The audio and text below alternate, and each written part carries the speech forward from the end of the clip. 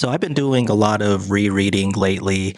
Typically, I like to exclusively read from physical books because I like to collect them and keep them for as long as I can. But I find myself doing a lot of Kindle reading lately because I could take my highlights and store them and have them emailed to me.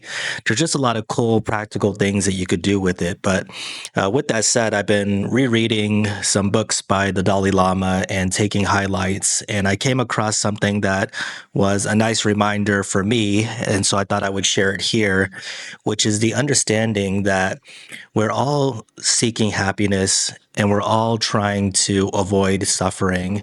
Now, maybe that's obvious at face glance, but when you look deeper at it, this is our way to connect to every human being, not just the people in your circle, not just the people in your country, but anybody on this planet, because this is something that we're all going to have in common. As a matter of fact, the Dalai Lama will take it even further and say that all living entities have these two things in common as well. I mean, you look at your dog, for example, he wants to be happy.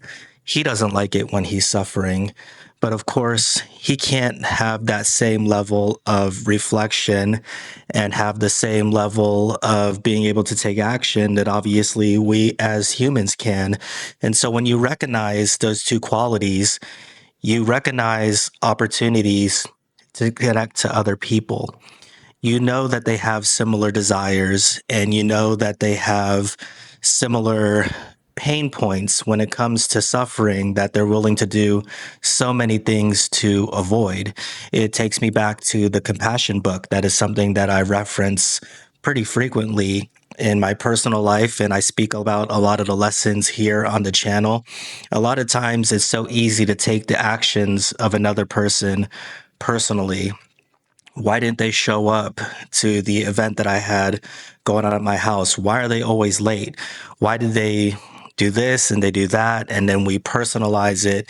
Maybe they're just a disrespectful person. How were they raised? Do they not like me? We fill in the blanks however we want to fill it in, but we may not like it.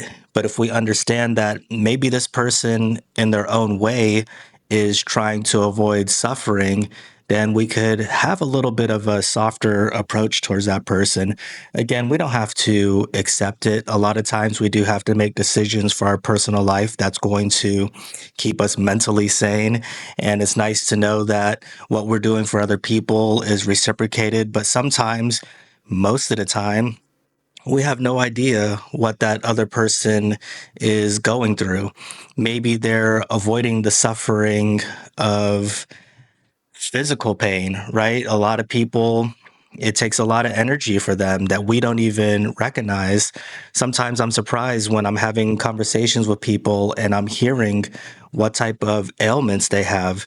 Back hurts severely bad, knees hurt severely bad, many, many things. They get migraine, headaches, and they're just trying to recover and recuperate as much as possible. Maybe people have anxiety and it's not easy for them to get their energy up and come to big social gatherings and meet and greet and do all of these things. I know so many people, you ask them to come out and participate in something and you could see just that trepidation on their face of, I don't want to deal with everybody. I don't want to do it. And you take that person and you make them come out anyways.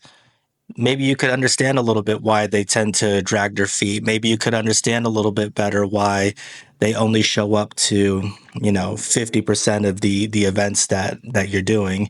And people make judgment calls, right? Sometimes you make sure that you're reaching out to somebody no matter what, because that's the best thing to do, is to at least give them that option to be involved.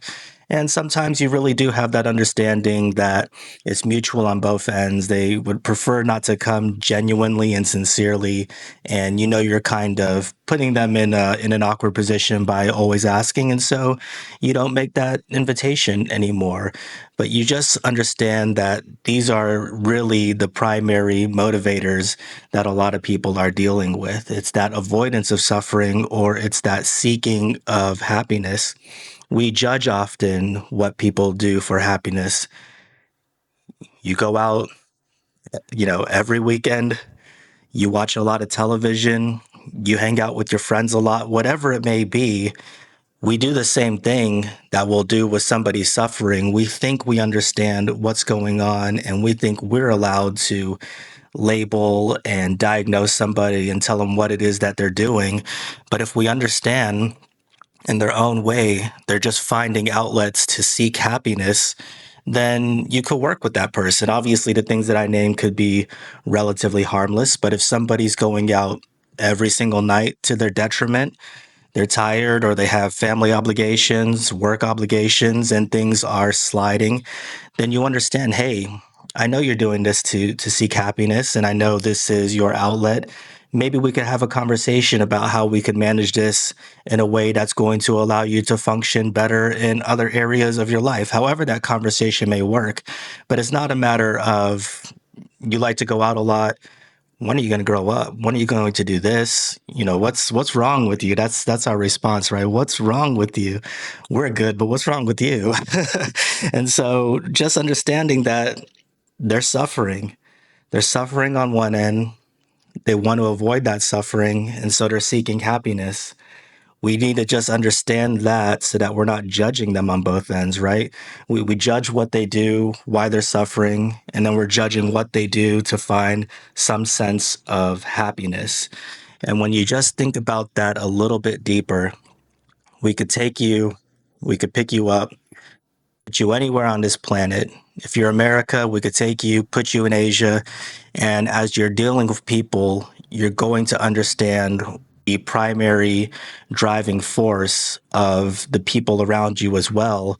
And you'll be able to have a sensitivity about yourself that could help you connect and understand anybody that you're dealing with. And the more we have that understanding, the more we embrace everybody as one of us, as opposed to being somebody different than us. We look at somebody's gender, somebody's religious beliefs, somebody's nationality. We use all of these things to say, you're different from me. You're not like me. You don't think like me.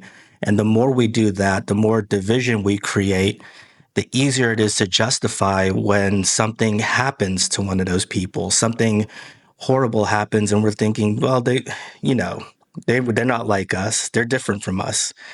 But when we understand that they're very much like us, our compassion increases, our empathy increases, and we see them no different than we will see ourselves and the people in our circle, our friends, our family, our countrymen. And it just widens what I heard the Dalai Lama reference in another book, our circle of love and our circle of inclusion. So I really enjoyed hearing that message again. I heard it before. I forgot it. I heard it again. This happens so many times. So I know I need these refreshers and thought it would be nice to share on this one. So that's it. Let me know what you think. I would love to know your opinion on this, and I'll talk to you next time.